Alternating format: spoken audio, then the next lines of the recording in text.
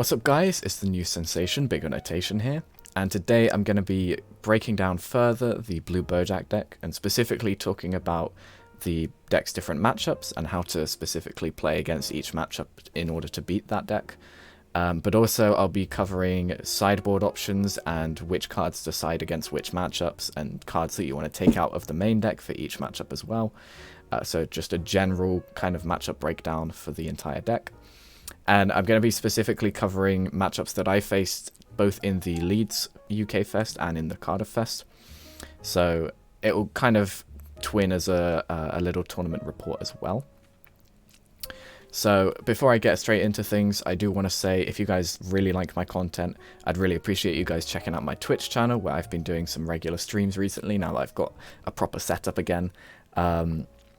So I've been streaming every Friday evening and Tuesday night / Wednesday morning from like midnight to 3 AM, because on the Tuesday I'm playing in an American tournament, or I think it's Canadian technically. So that's why it's a lot later for me, of course. And then on the Friday it's a UK based tournament, so it's of course a lot better of a time for me, but I'm streaming every week, twice a week regularly, and I'll probably do some intermittent streams here and there as well.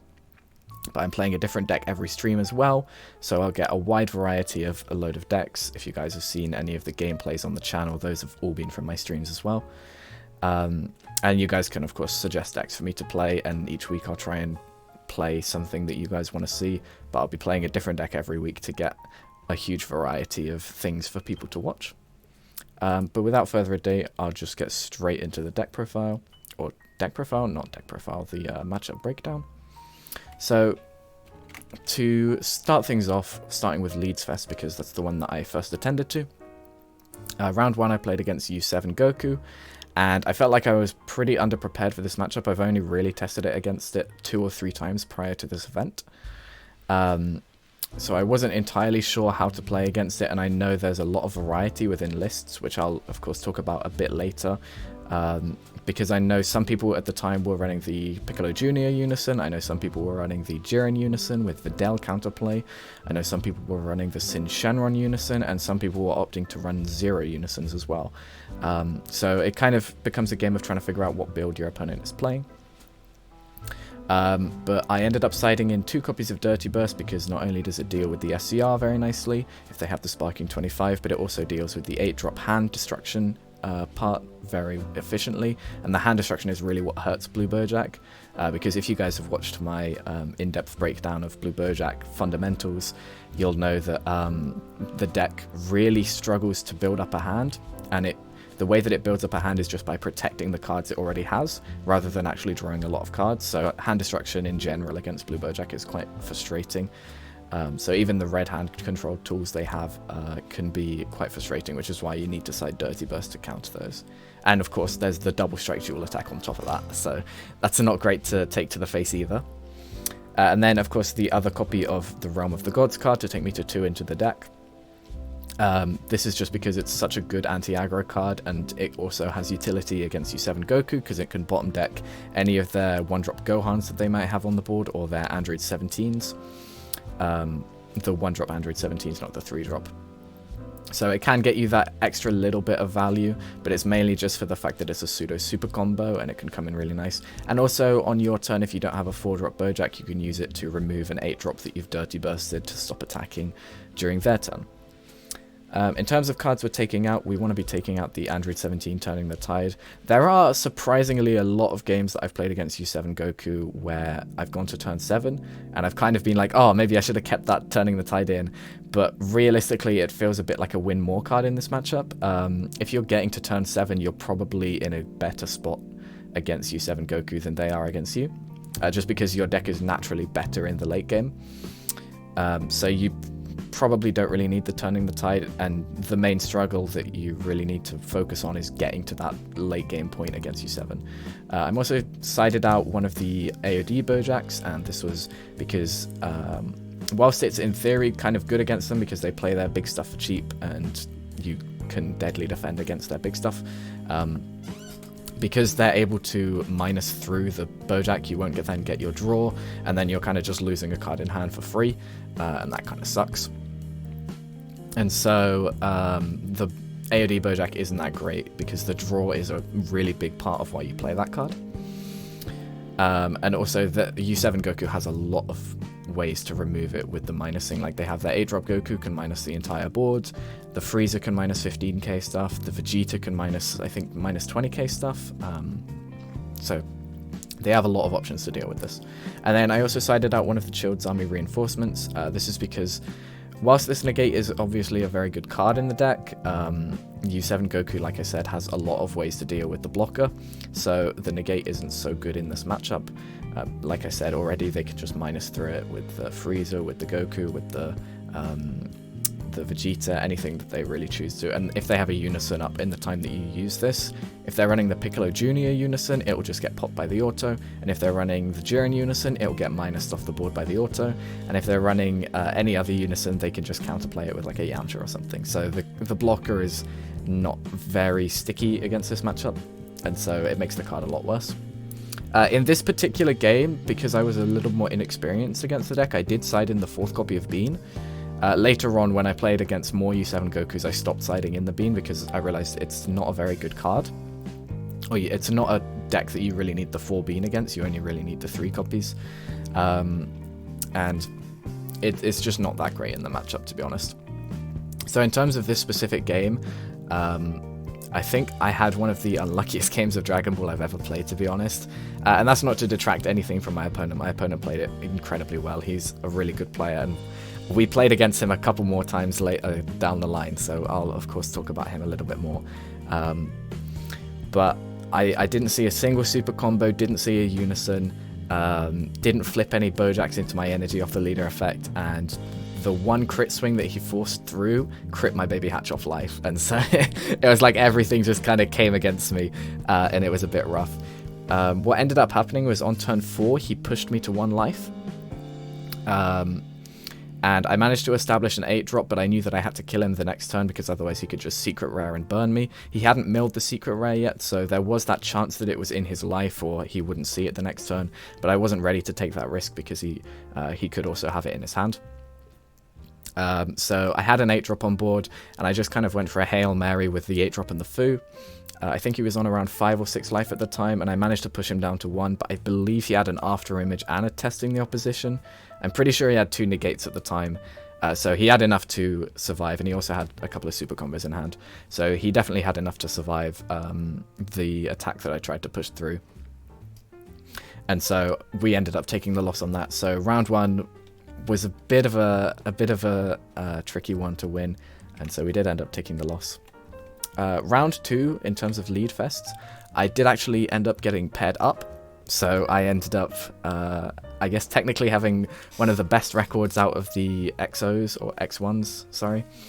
And so I got paired up in round 2 against an undefeated player, or a player who hadn't lost round 1, and this particular player was Peter Dance, shout out Peter, and he was on his Gogeta Zeno. Now, I have to say, my luck turned around for me during this game because the poor guy did not see a single combination of fusion targets until, I think, turn 3 or turn 4. So he wasn't able to get a thwarting down until, like, turn 3 or turn 4, because he was warping, like, 5k Gokus and then 30k Vegetas, and then he had the wrong combination of ones in hand, so he couldn't even fuse from hand. And it was just, like, really rough for him, to be honest, because he just wasn't able to match up the powers from the cards that he warped. But in terms of the matchup, you want to be siding in 2 Bujin the Evildoer. During this Fest event, I wasn't siding this card. It was only during Cardiff that I put this card in. But this card is clutch against Gogeta Zeno and any deck that abuses thwarting, for reasons that I mentioned in the Boujack Fundamentals video. And if you haven't already watched that video, I really recommend going to watch it, because it just breaks down like general stuff that you want to know to play Blue Boujack. We're again siding out the Android 17 and one of the AOD Bojacks. This is again for the same reasons. Gogeta Zeno can warp the AOD. You're not getting to turn 7 against Gogeta Zeno. There's no point in playing them, side them out. And then the other cards that I sided in were one of the Realm of the Gods and one of the Senzu Bean. Senzu Bean, just nice against the lower to the ground aggro. It's not so good against the U7 Goku because they have those big bombs. They have their secret rare. They have their 8-drop Goku, and so those are the main swings that you want to be stopping against against U7. Whereas against Gogeta Zeno, they have 1-drops that they'll often swarm the board with, but even against like their bigger Gogetas, Senzu Bean is still nice, just so that you can like Bean and then Realm of the Gods to combo out or something like that. But it also just gives you that extra utility. Because against Gogeta Zeno, the game is much more about removing their board and building a board, whereas against U7 Goku, because they can just board clear you at any point after turn 4, it becomes a bit of a weirder game to play, because you don't want to be overextending so much. And so for the cards that I sided out, I just sided out 2 of the Beto the Cruel. Beto the Cruel, not so useful against Gogeta Zeno because they're not unison reliant, and so the double strike isn't really impactful unless you're trying to pressure them, and if you're at the point where you're trying to pressure them, you're in a good spot already because you've survived the initial onslaught.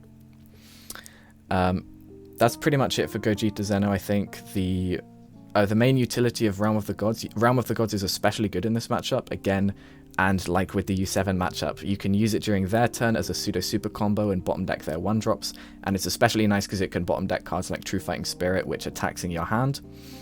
But it can also be used during your turn if you just need to remove a thwarting or remove a big guy like a Trunks that they've established on the board or something like that. But yeah, shout out to Peter. I'm sorry that you didn't warp well, but we'll definitely get a rematch at some point soon. And I think... Oh, the last thing I wanted to talk about was Childs. So Childs is, again, not so great in this matchup. Not so much because they can remove so much, but mainly just because of thwarting. Because the annoying thing is, you want to be negating the thwarting swing with the Childs, but then you still lose the blocker because their auto will remove it. And then if you negate an earlier swing than the thwarting, they can just remove the blocker anyway on the thwarting swing. So Childs, you could maybe consider siding it out, but I think that it's better than the cards that I ended up taking out. Just because of the fact that you kind of want some more negates in this type of matchup. So I managed to win against Peter, just to clarify, not seeing a thwart or not being able to establish a thwarting until turn 3 or turn 4 is really rough. And it was still a pretty close game even after that. And then round 3 I was against Trunks Vegeta. Against Trunks Vegeta is where East Kai and Kaba come in. So East Kai is really huge against Yellow. I can't emphasize how good it is against Yellow, because a lot of the way that they build their board and protect themselves is by dropping riposts and by dropping steadfasts during your turn, because that's how they obviously stave off the pressure on their leader and on their already established board, but it's also how they'll build a lot of their board presence, because Frieza is a actual significant attacker with the 15k power, and then the steadfast, it just keeps their hand healthy, but it also stops you attacking because it's a blocker, and it can also rest something. So East Kai is huge against Yellow. It does a lot of work, and also they struggle to remove it because they can only really kill stuff in rest mode, and they often don't want to waste their cards to rest a 1-drop and then kill it. So it does a lot of work, and if you can establish it early on in the game, it will carry you super hard. And then the Cabot is mostly for the slug engine, but it also has further utility against Vegeta Trunks, because they have their Trunks blockers that have barrier, and it's just nice utility to have a way to remove it. I don't think I managed to draw the Cabot all day on Leeds Fest, so it didn't end up doing anything for me, but it's still a good card to side in. I definitely recommend it. And then in terms of cards I want to take out, I would recommend taking out 2 Beto the Cruel. This is mostly just because you don't want to have too many 1-drops in the deck, and there's only so much utility that the 1-drops can offer, and also Beto the Cruel doesn't do much against Trunks Vegeta, again because they're not very unison reliant. And then for the other 2 cards, I would maybe recommend taking out the 2 Child's Army Reinforcements. I could see an argument for keeping one of these in, just to initially protect your Boo Unison. But if you're holding energy open for a different negate instead, I think that that's better off in this situation at least. Just because Child's Army is again not so useful against Trunks Vegeta, because if they establish a card like Poutine or their Trunks blocker, which they'll probably have on the board for most of the game, or any of the general yellow stuff that can rest things, again the blocker is not going to be useful because it will just get rested. And unless you're playing another card in the same turn, it's just going to get rested by Poutine or the Trunks blocker. And on the turn where you play your Unison, if they're focusing your Unison down, you're not going to have a chance to play another card in the same turn. So that means that the blocker will get rested down, and that means that the other negates are better off using because they don't cost you a life to use. So that's basically the thought process behind the side deck in terms of playing against Trunks Vegeta. In this particular matchup, I played against somebody who was running the Slug package, and he'd also sided in Dark Power Black Marseille against me, or he was maining it. I wasn't entirely sure. But like I said in the other video, Dark Power Black Marseille does nothing against this deck. It did do a little bit against me initially, because the main card that I had to combo in was a Beidou, which is the only 15k card that gets comboed in the deck, other than the AOD Boujack actually. But eventually I just drew my Goku, and then I bottom decked his Dark Power Black Marseille. The Slug was giving me a bit of trouble, but because a lot of my battle cards are base 20k power, and I've also got that free combo every turn, I was just able to turn all of my pressure onto the Slug, leave him on 6 life so his super combos aren't live, and then he was whittling his hand down, and I'd also seen an East Kai, I think on just turn 1, so I had an East Kai down, and he was still trying to, he was basically spending all his resources to protect the Slug, and this ended up meaning that he had like a 3-card hand by turn 3 or 4, which was really putting him in a bad spot, because he'd spent a lot of his resources into using riposts and steadfasts, and he even dropped Pan at one point very early on, just to defend the Slug, and so that I couldn't attack through, and to continue developing his board, and also to keep the bond live on his Slug. But this meant that I could just sit back. I had a couple of Zangias in energy, but I'm obviously not going to combo them in with Slug on board. And eventually I just whittled his hand away, put him into a position where he had to lose the Slug. He lost the Slug, and then I'm suddenly able to draw up to like 14 cards in hand, whilst he's on 1 or 2 cards in hand. And then eventually I was able to pressure through, and because he was on so few cards in hand, I was able to drop an early Fu to finish the game, because he then couldn't use any of his effects, because he ended up with 0 in hand. Round 4, I played against my good friend Luke Jackson on his Soul Striker. Shout out to Luke, of course. Honestly, against Soul Striker, I don't think you need to side deck. I think that the main deck is fully capable of dealing with the matchup, and it's one of your best matchups. It's a really fun matchup because you just, like, your entire deck kind of stops them doing what they want to do. And as long as you play with certain cards like Baby Golden Avenger, or the 8-drop Kefla if they're on the blue-yellow variant, or Zamasu the Eliminator, again if they're blue-yellow. If you play with those certain cards in mind, it's a very, very hard to lose matchup. However, in this particular case, I knew Luke's deck a little bit, just because I've tested with him prior to the event, because we were in a testing group. And so I knew that he was on a mono blue variant, and he was also on a variant which is the Luke special with a million cantrips. He was playing every single cantrip I can think of in blue.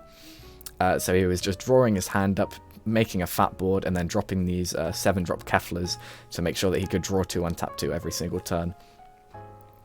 And so I did end up siding a couple of cards just to try and deal with that. The main card was the Realm of the God Spirits Destroys, because it can deal with his cantrips. And I think I sided in a couple of the East Kais. In terms of cards I would take out, I didn't want to take out any of the 1-drops. And the reason behind that is Goku is generating you a lot of value in a value-oriented matchup, because of the crit swings. So early on you want to be seeing Goku, and so I definitely don't want to take out any of the Gokus.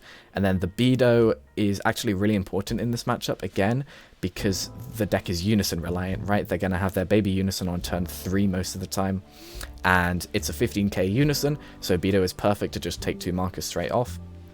And if their Trunks counterplaying it back to your hand, it's a 1-drop, so you just play it again. So both the 1-drops you kind of want to keep in. So East Kai is kind of a maybe side. It's much better into the blue-yellow matchup, and I'd maybe side it in more into the blue-yellow matchup. I was just thinking he might be running like Gohan Baby's minions or Heroic Prospects to try and stall me out, but I don't think he was running any sort of... Or he wasn't running very many floodgates. I think he was mostly relying on just having a massive hand to stop all of the attacks, and then relying on D-Magics and Beans to defend. But in terms of cards I would take out, Bujin the Commando was the main one. I took out 1 copy of him, I believe, against this matchup for the Realm of the Gods card. And then you could maybe take out a Bean, just because you don't really need it defensively, and It's okay aggressively, but you're probably okay getting away with the 2. But I'm honestly not sure what I would side out for the East Kais. I can't remember what I sided out in the actual tournament, but I think I only ended up siding in like 1 or 2 copies just because I wasn't sure how good they'd be, and they ended up not being very useful at all. So against blue-yellow, definitely side in the East Kais, but against mono-blue, I definitely recommend probably just leaving them in the side deck, to be honest. You don't really need to side much for mono-blue. The game was really good. I don't think he saw a unison until turn 4, which was a bit unlucky on his part. And then blue Boujack just generally melts through low-costed or low-powered unisons. So I was able to kill his unison very quickly, I think. And then, as with most of the Soul Striker matchups, Fu isn't as a reliable of a win condition because they've got the Trunks counterplay, but you can just drop Android 17 on them, and that generally wins the game. We did have a test game prior to the event where he actually counterplayed my Android 17 with a Baby Ape, and because he then got the draw after his hand was shuffled back in, and he also bottom decked my Android 17 with the auto, he was able to clutch that out in testing. But I had that in mind come the actual tournament, so whenever he had 5 energy open, I was like, I don't think I need to drop Android 17 yet, I'm just going to hold it. So we ended up going, taking the game a little bit longer, but eventually I clutched it up with Android 17 and was able to break through his defenses, so we managed to take another win on that one. Round 5, I was against Control Sin, and I knew before going into the round that this was a Control Sin player because as what tends to happen when you're in a certain bracket in a tournament, you'll see like what people are playing around you, just to the tables next to you, and because I was in the X1 bracket, I could see what other X1s were playing, and I knew that this particular player was on Control Sin. So I knew already going into the matchup that it was going to be Control Sin rather than Aggro Sin, and so I knew that that could definitely affect my siding choices, which takes away a lot of the surprise element factor of the Sin Shenron deck, I think, and it was actually very helpful. Although I think in this current meta, I would be assuming that most Sin Shenrons are going to be control anyway, just because that seems to be what people tend to prefer to play. But in terms of siding, sided in the 3 Tapion Unison, clears the 9-drop, they can't draw, they can't revive their 1-star ball. And I was a little bit torn during siding. I was considering siding in either East Kai or Dirty Burst, because Dirty Burst, of course, does quite a lot against the Yellow Sin deck, because their cards are costed very highly. 9 and 8 cost is like standard for Sin stuff. And then East Kai, I see a lot of Sin players running cards like Mecha Freezer and Poutine and Steadfast. Obviously, this is Control Sin players. So I've seen a good few decks running those just generically good yellow cards as well. So I think I ended up siding in 1 or 2 East Kais in this actual matchup, but I can't remember what I took out, so that's why I haven't put anything up there. But I don't think you necessarily need the Dirty Burst in this matchup. I think East Kai is probably good to run, but it can require a little bit of prior deck knowledge in your opponent's deck, because if they're not running cards like Mecha Freezer, Robotic Riposte, or Steadfast, then the East Kai is a lot less useful. But I ended up taking out, again, one of the Child's Army reinforcements because they can rest it, and if they have their 9-drop out, the blocker doesn't gain blocker, so it's a bit useless. It's still nice for defending the Unison, and that's what I ended up using the other copy for, but it's not amazing in this matchup. And then 1 Boujack, just because I don't feel like you need to negate many attacks in this matchup. You're actually, I would say, the aggressor, because you need to kill them, or you need to make sure that you're applying pressure before they can use their tap 6 multiple times. And I also sided out a Senzu Bean because, again, you're the aggressor and they don't have very many low to the ground attackers. So it's a good card offensively, but you can just use the 2 copies that you have for that. In terms of how this game played out, he tapped. Not much happened early on. I was slowly developing a board every turn with each of his swings. And then on turn 4, he tapped out for his Mecha Unison and Awakened. And honestly, this deck deals with Mecha Unison like no other deck that I've ever seen, because it's blue, so it has a lot of untap available to it. So when a card gets tapped down, if it's energy, you can generally untap it, and if it's another attacker, you can just bring out more stuff. But it's also a deck that brings out a board very quickly, which is really nice for dealing with the Mecha Unison. So I was able to clear his Mecha Unison instantly the turn it came down, to little disadvantage of mine. But that did cause me to overextend my board presence quite a bit, and I was actually punished by a card which I didn't expect, which was the 5-drop Frieza Divine Transformation, which of course clears everything in rest mode. And then going into my turn 5, I ended up dropping the Tapion Unison because he'd cleared off my Majin Buu Unison using the Frieza. But on my turn 5, rather than tapping 3 for the Tapion Unison, which I would normally do, I ended up tapping 4 for it. And this was because it was going into my opponent's turn 6. I didn't want him to just get the tap 6 off for free. And so I was going to bait him into thinking that I had God Sealing in my hand, which I of course do not run. But I used, going into his next turn, I think he had an 8-drop Omega and his Leader Swing available to him, so I used a Chilled Zami Reinforcements to stop both of those swings. And I kept my Unison on 2 markers, and then if he tapped out and tapped into a God Sealing, it would have been quite a bad situation for him. So of course he ended up not tapping out for the Leader effect in fear of God Sealing, which was of course huge for me. I also want to note in this matchup, it's really important to just clear all the 9-drops if you can. And so your Realm of the Gods card and also your 4-drop Bojacks and your 8-drop Bojacks are very huge in this matchup just for clearing out the 9-drops every time they come onto the board. And my opponent didn't, I don't know if he didn't see any 9-drops or if he just stopped dropping them because he started to see how easily I was clearing them away. But it meant that he never had a 9-drop in his drop area, so even if he tapped 6, he wasn't ever going to get a 9-drop out. And then we kind of went back and forth for a bit. He got a tap 6 off on his turn 7, I believe, but it didn't give him too much. It gave him like an Oceanus blocker, maybe an Omega Shenron as well, but he only had 2 blockers. Oh no, he had a 4-drop Sin as well, so he had 3 blockers. But then he started attacking me, and that let me establish an 8-drop, and I think I already had another 8-drop on the board at the time. And then going into my turn 7, I dropped Fu on him, and I had Fu and 2 8-drops, and the 8-drop from the turn before had cleared off his 4-drop Sin blocker, so he had 1 less blocker to block with. And I was just able to push through. I think he was on like 5 or 6 life, so he was on pretty high life at the time. Just the power of Fu and a load of swings really shines in this matchup, and being able to smash through his defenses just with those cards alone really shows how powerful Fu is. And then going into round 6, I was against Trunks Vegeta again, and this I think was the closest matchup I had all day, because this game really came down to the ropes. It was extremely back and forth. I don't think this particular player was running the slug package, or if he was, he either didn't play it or didn't see it. But he was pressuring me super hard with his 8-drops from very early on. And he was using I was trying to negate all of the attacks of his 8-drops because I didn't want to get triple strike critted. And then he was using the activate battles during my turn when I went to attack to try and develop my board, because then he could, I think it pops 2 guys in rest mode and gets him a draw. So he was still able to generate that advantage because he knew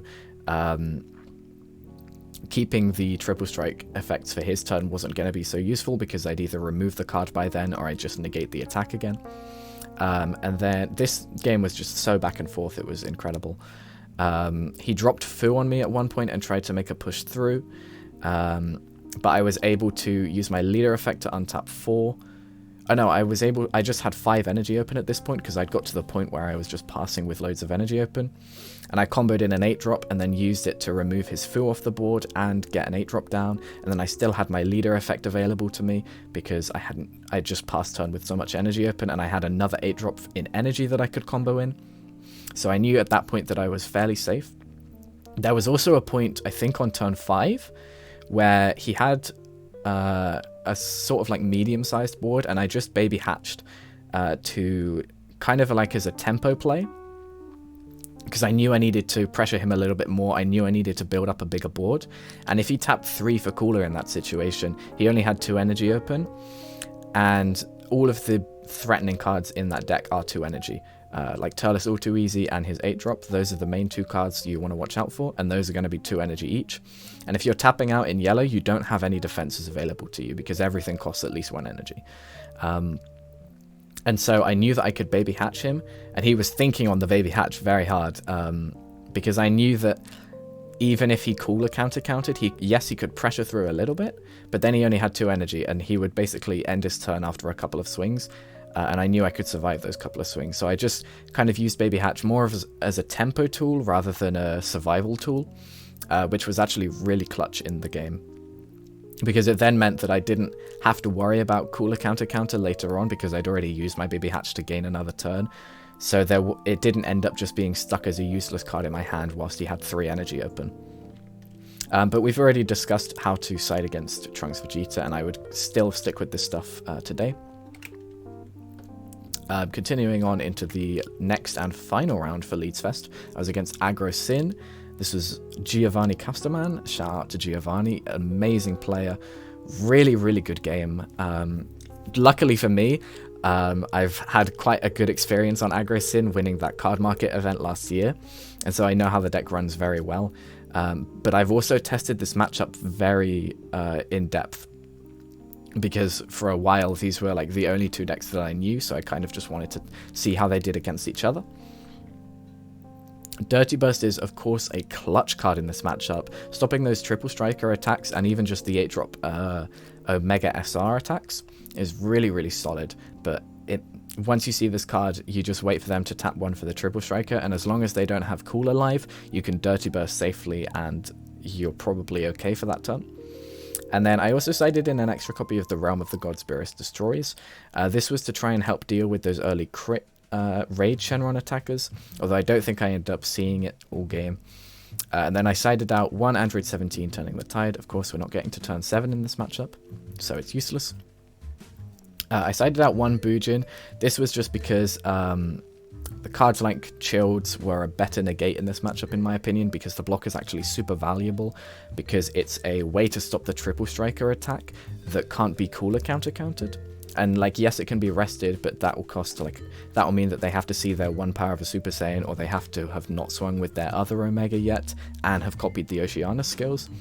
So it's the Boujack is a little bit worse than Childs in this matchup, so I ended up taking out Boujack. And I also took out Goku. This is just because they don't have any 1-drops that can really get removed by Goku.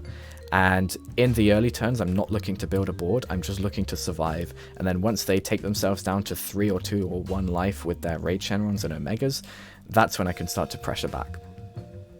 So I know that early on, the game plan is mostly survive till Boo Unison, and just kind of hope that Boo Unison can carry, which it often does in this matchup.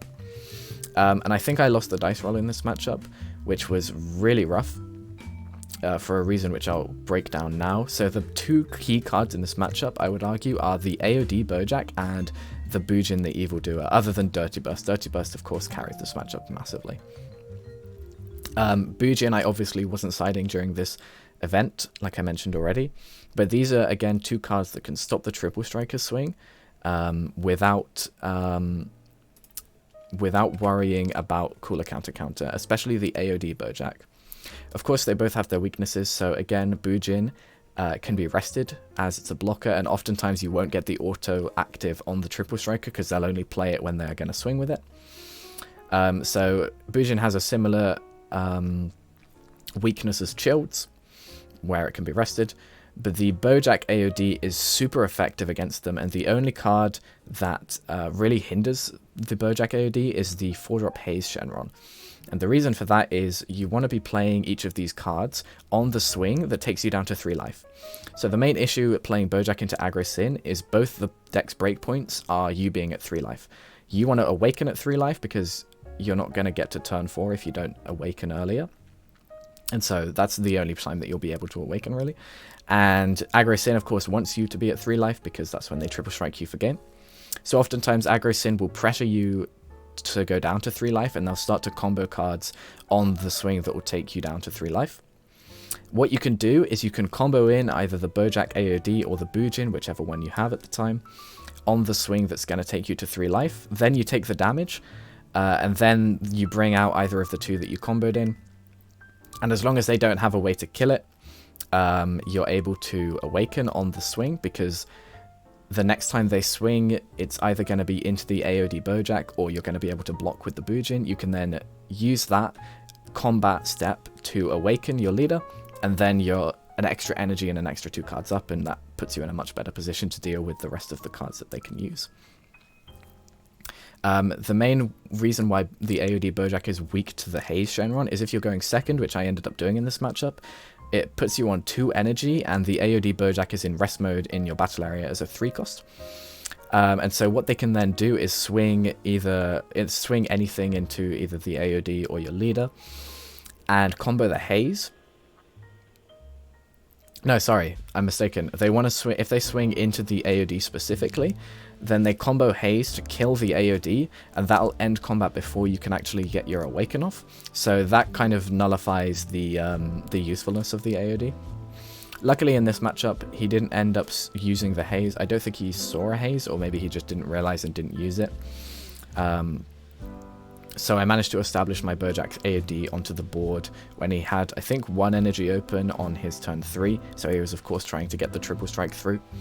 And I also managed to draw into all 4 super combos in this matchup, which was huge. And there was a point where I charged a Dirty Burst into my energy off of my leader swing, or off of my leader effect, sorry. And then I was able to Zeno it straight back into my hand and make sure that I had it live with like a bean or something. So seeing super combos in this matchup is also, of course, massively relevant because it's an aggro matchup. But I managed to just about clutch this out. It was a super, super intense game because my opponent at the time was the only undefeated. We played without the play to 1 undefeated rule. And so it was a really fun game, and he had me down to the wire, but I did manage to clutch it up, and I managed to kill him on one of the clapbacks of the turn. And so that was all of the Swiss rounds for Leeds Fest, and that ended up putting me at first place in Swiss and moving me onto the top 8. And of course, in the top 8, the first round I play in the top 8, I am against my mate Jamie and my teammate Scrub Games. Shout out to Scrub Games, of course. And he's on his Android 18 mill deck. And I haven't got anything on the slide because there's nothing you can side against this deck unless you're like hard siding for it. Like you could side Mafubas and God Ceilings, but even then they'll just double baby ape you and it doesn't matter. But this deck's banned now, so we kind of don't need to worry. So we're going to move on. I did lose against him. Of course, this matchup is super unwinnable. But we ended up top 8 in Leeds Fest and first place in Swiss. Moving on to Cardiff Fest. So, round 1, I'm against none other than Jamie, aka Scrub Games himself. We managed to pair against each other round 1, which was honestly astonishing.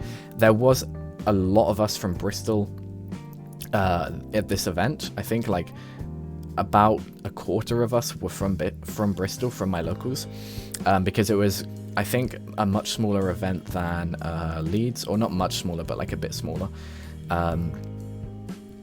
But also it's a lot closer for us from Bristol to travel to Cardiff, so a lot more of us went rather than, I think only like 2 of us went to Leeds. Me and Jamie went from Bristol. So Cardiff, there was a lot more Bristol people, so a lot more people I knew, and that led to me pairing against somebody I knew in the first round, which was, of course, Jamie. And he was on his Kidku deck. He was looking to win with a different colour and a different deck on each Fest event, and he managed to successfully do that at Nottingham and Leeds. However, in round 1 of this event, I did manage to take him down, and I did that by siding in 1 copy of Senzu to take you to 4, 1 copy of the Realm of the Gods, and 2 of the Bujin, which I'm now siding in this event. The Senzu Beans are massively clutch against this matchup and against any sort of low to the ground aggro. Just being able to bean your leader up for a turn and take you to 15k or 20k leader, and then on top of that you have your free combos every turn, is just incredibly nice. Realm of the Gods also clutch in this matchup, just going, okay, I'm not going to take the damage from your thwarting swing now, and I'm also going to bottom deck a 1-drop or a 2-drop you have on board. Very nice. And then the 2 Bujin came in especially clutch in this matchup and in this particular game as well, because you can combo it aggressively. on your turn, and then stop a thwarting swing on the opponent's next turn, because otherwise most of the time they're going to swing with thwarting first and you'll lose value from the Bujin anyways.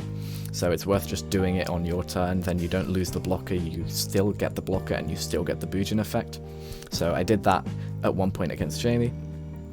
I do want to say I did see all 4 beans against Jamie, which put me in an incredibly strong position, and I also think I went second in this matchup. I can't remember whether I went first or second, to be honest. But in terms of cards you want to side out, same logic as Gogeta Zeno. You want to side out Android 17 because you're not getting to turn 7. You want to side out Boujack because they'll warp it.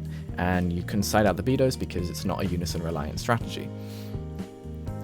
Yeah, this game was really fun. But like I said, seeing all 4 beans, of course, very helpful. The Bujin came in very clutch, just stalling his thwarting a turn. And one thing I want to make very clear is you want to pinpoint where you want to start pressuring your opponent, and most of the time that's just going to be after they awaken. Against this particular deck, I was not attacking his leader at all, because that means he has to have 2 of his 2-drop Android 8 cards that take his life down to 6, and that allows him to awaken. So I waited for him to awaken before pressuring him at all. And even past that, I knew that he was running his Vegeta super combos, which their threshold is at 4 life. So even past that, I knew that he would want to get down to 4 life. So again, even after he awakened, I wasn't pressuring him at all. I was just focusing on dealing with the board and making sure that his super combos weren't live, because I knew that his super combos being live would of course make his aggressive swings much more hard to stave off.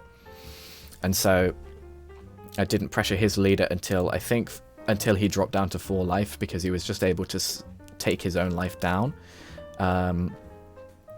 Actually, in fact, I did start pressuring his leader on 5 life, but the only reason for that was because I had a Boo Unison, so I was looking to double strike him down to 3 life, and I knew that if I got that attack through, then I could pressure him a lot harder.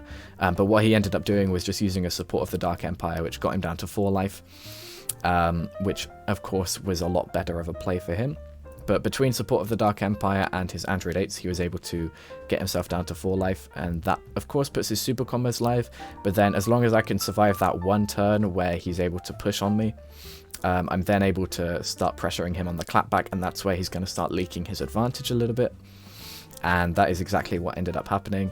Of course, Boo Unison is massive in this matchup, and I think I managed to drop 2 during this game because he killed the first one.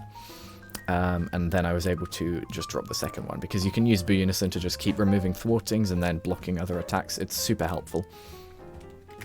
And because this is a deck that doesn't draw on play of thwarting, they're actually going to be losing cards every time they play a thwarting, so removing the thwarting is very nice in this matchup.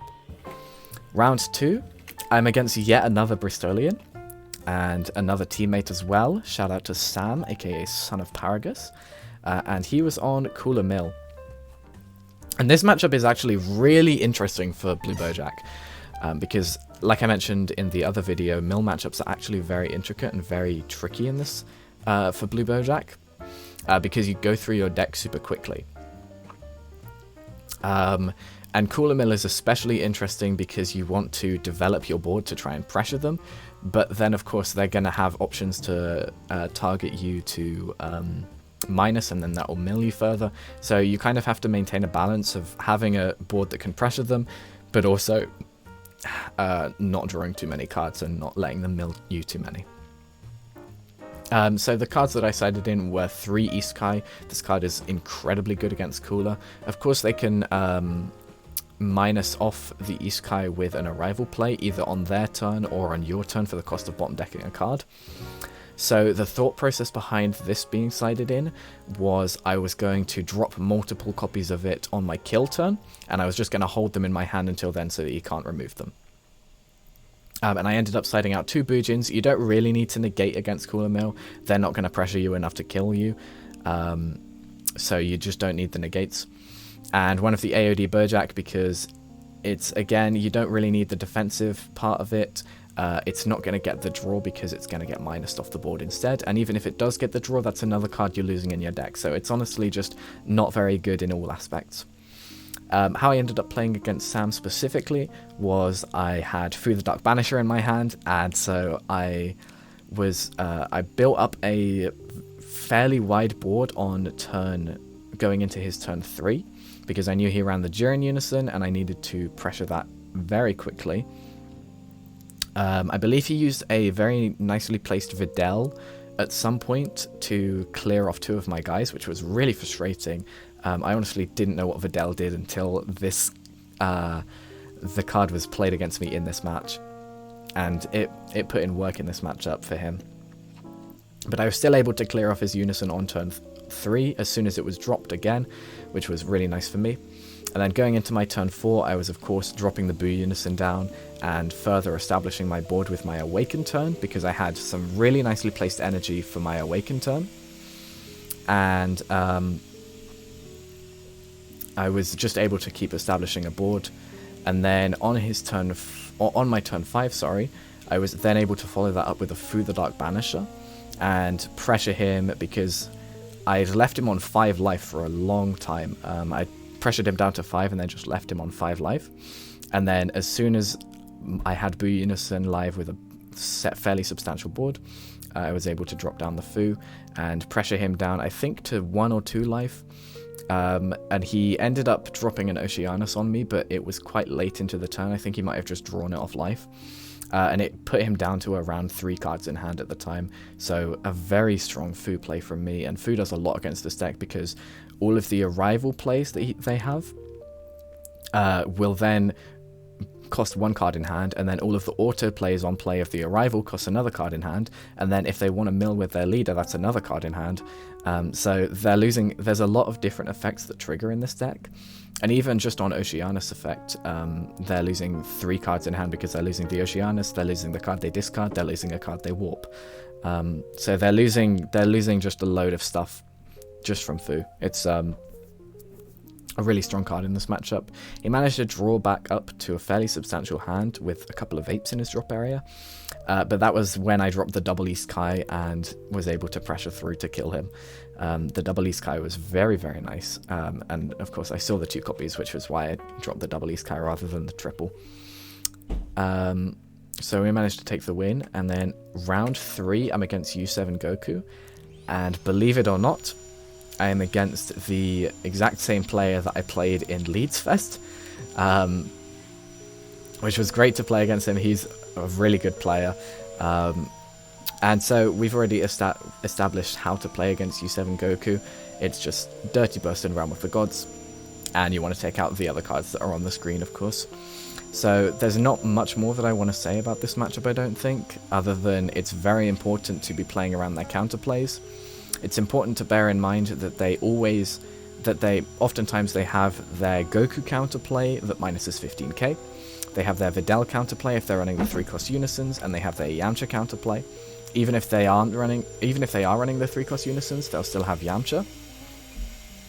And then oftentimes they'll have Vegeta Resolve Renewed as well, which is another card that you need to watch out for, but it's not so efficient against Boujack because most of the cards are 20k. And so for this game, I was in fact able to stall him out for long enough, and eventually I dropped another Fu on him, just like in Leeds Fest, except the difference was this time I was able to pressure through enough to kill him. And I think I've learnt in this matchup, you want to be pressuring their board in unison early on, of course, like with most early matchups with Blue Boujack. But again, it's especially important in this matchup because you want to be forcing out as many after images as you can for them to defend their board early on, because that after image is especially good against Blue Boujack when you're going for the kill, because you have so many dual attackers in your 4-drop, your 8-drop, and your Fu. And Fu is often the finisher that you're going to use against this deck. So we managed to take the game against him, and I think in this particular matchup I was able to get all 4 after images out before I dropped the Fu, which was clutch, because the Fu getting hit by after image is really, really bad. Round 4, I was against Trunks Vegeta. And again, we've already established how to play against this deck, and my opponent in this particular case didn't know what Blue Boujack did, whereas all of my opponents in Cardiff Fest beforehand did, because they'd either played against me before or they were from my local group, so I'd kind of broken down how things worked, and we've obviously played a lot before as well. So I was able to just kind of catch him off guard with the blue Boujack. It definitely has that surprise factor, and just kind of cleared through any board that he ever established. I used the Gotenks Unison in the turn leading up to my kill turn to not only pressure him, but also to take out 2 of his Trunks blockers on the board. And then I think I followed that up with an Android 17 turning the tide just to confirm that I could win the game. And so yeah, that was pretty much the game or the gameplay from that. And the main thing to note against Trunks Vegeta is just to play with their 8-drop in mind, and also with cooler counter in mind, because taking a triple strike to the face with critical attached from an 8-drop is going to be awful, because you're going to lose effectively 3 cards in hand as well as 3 life. So it's not very good. But luckily Boo Unison kind of shuts that down, as long as you're always saving the -1 or at least a negate for the triple striker. And then as soon as they tap under 2 energy, you never have to worry about it again. And then going into the top 8, so for some reason, I think it was just because we started really late, but there was only 4 rounds in the Cardiff Fest, and I know a lot of people have complained about this, and it definitely wasn't run to the highest of standards. I definitely think that there should have been 1 or 2 more rounds, because I think there were 3 undefeateds going into the top cut, which kind of made no sense. Like, you want to generally end the tournament with 1, or I think just 1 undefeated is like standard, hence the play till 1 undefeated rule.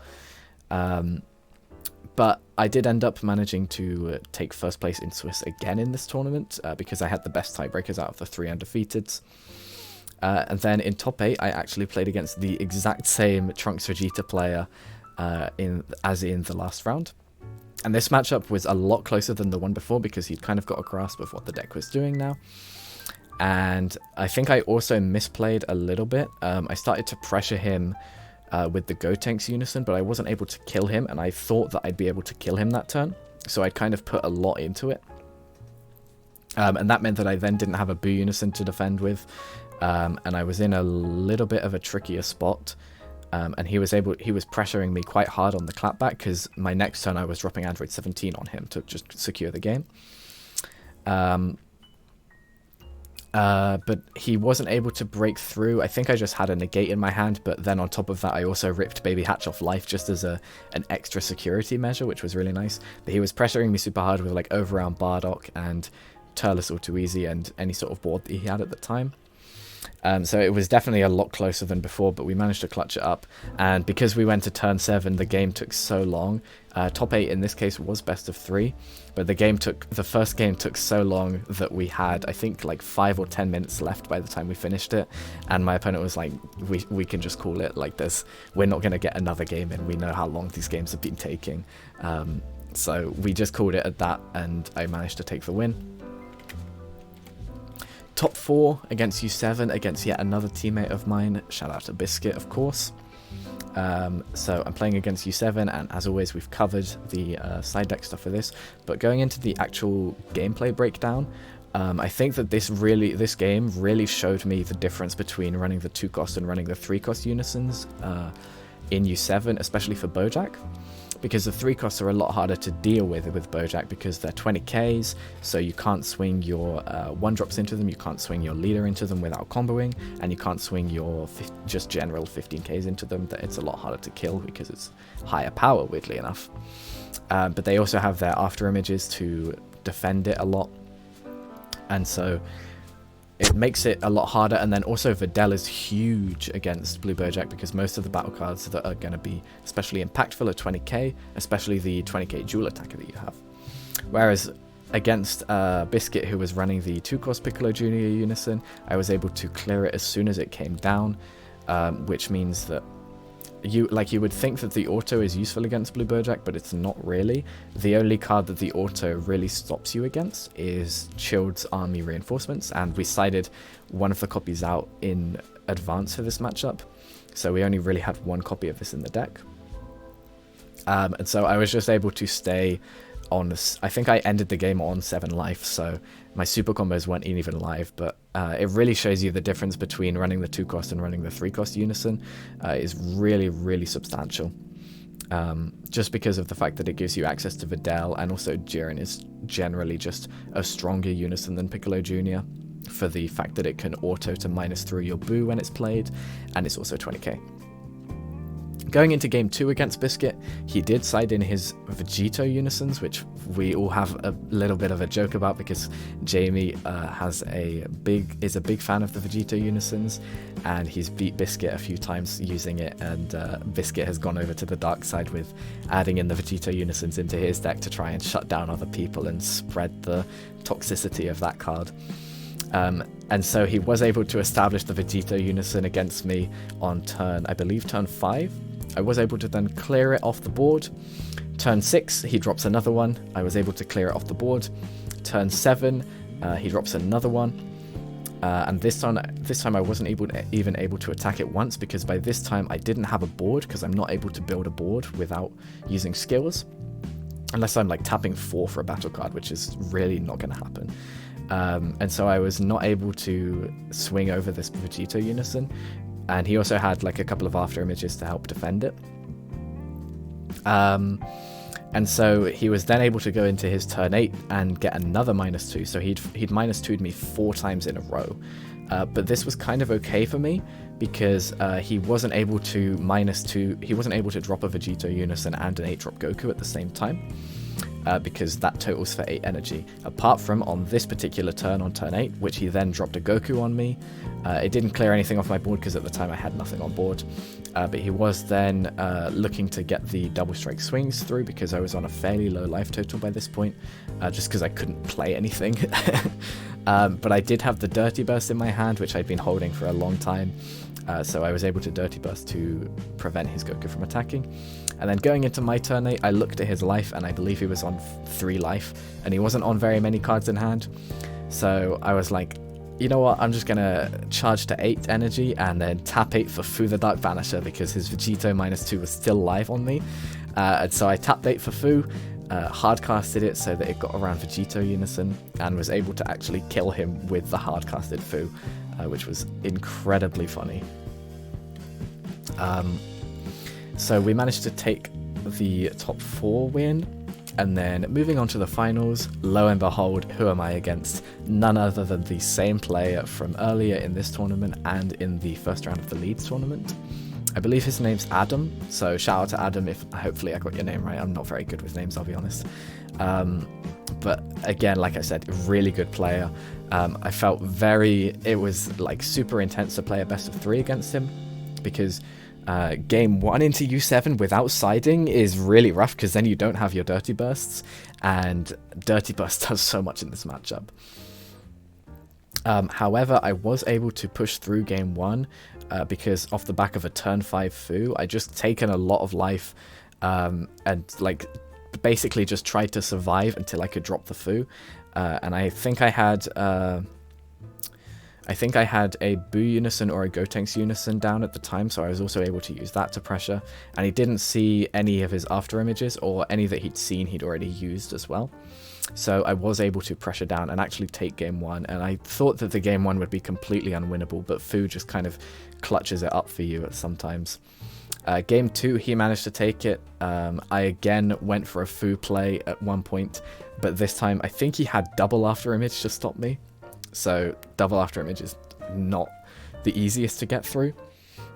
And then game 3, I didn't see Fu. I don't believe I saw Fu throughout the entire game, but I was just able to stave off his aggression. And also throughout both of the previous games, we'd both seen both of our secret rares, and we'd kind of traded secret rare for secret rare, because he would drop the Vegeta and try and get his triple strike dual attack through, and I would just use Hatch, and then he'd use Vegeta to clear my board and burn a life. And so we'd kind of trade secret rares like that. But in this game 3, he saw his secret rare, and I don't believe I saw mine throughout the entire game. So that I felt really nervous. I did not think I was going to win. But we just kind of grinded it out. I was able to clear off his Unison. Focusing down the Unison in this matchup is a massive part of it, because you don't want their counterplays to be live at all. And he'd ended up siding out the Jiren Unisons for the Sin Unisons, which was also annoying because he was ripping my hand apart suddenly. But I was able to clutch it up just by building a big board, I think. I didn't see Fu throughout the game, and I'd sided out 17, so I didn't have any sort of stable finishes. But I just built a massive board and was able to pressure through, and I think I managed to win by 5k, so if he'd had one more card to combo in hand, he probably could have taken it. But it ended up being a case of like I had a dual attacking Boujack that had swung once already, and I dropped a Goku from a previous swing onto the board. He'd minus 10k'd off the Goku, and I swung my last Boujack swing into his leader when he's on 1 life. I paid the 1 energy to combo off the Goku on the board because its combo cost isn't reduced on board. And I didn't have anything in hand to combo with, so I just kind of swung for 25 and hoped. And he had 1 card in hand, so it was like, it managed to go through, and I managed to take it. But really, really good game. Shout out to Adam, of course, being my nemesis throughout the entirety of the UK Fest events. But we finally managed to get our little revenge arc back from Leeds. And that's pretty much it. Hopefully I covered most of the decks in the current meta. I feel like I played against a fairly wide spread over the course of the 2 UK Fests. And so I'm hoping that that will be sufficient in terms of like the decks that are present in the current meta, and helpful in terms of advice for you guys. But if there are any decks that you want me to go over like matchup wise in the comments, just let me know. I'll be happy to reply back to you and like give you some advice on each of the different matchups. But I feel like these are the main ones, at least of the current meta, that I've seen people playing and being hyped about being like the best deck or whatever. The only other deck that I can think of would be King Piccolo, but I've honestly not tested that matchup very much because I just haven't played against the deck at all. So we'll kind of have to see how that one goes, but I don't think Blue Bojack has a bad matchup into that deck. You can just keep removing their tambourines, and then they don't really have so much of a big way to push through. But that's just theory practice, of course. You'd need to test against the deck properly. But that's going to be the end of the video. I hope you guys enjoyed. I hope this was useful, of course. Thank you guys very much for watching. Like I mentioned before, definitely check out my Twitch in the description. But also like and subscribe if you enjoyed and want to see more content. And as always, I'll see you guys in the next video.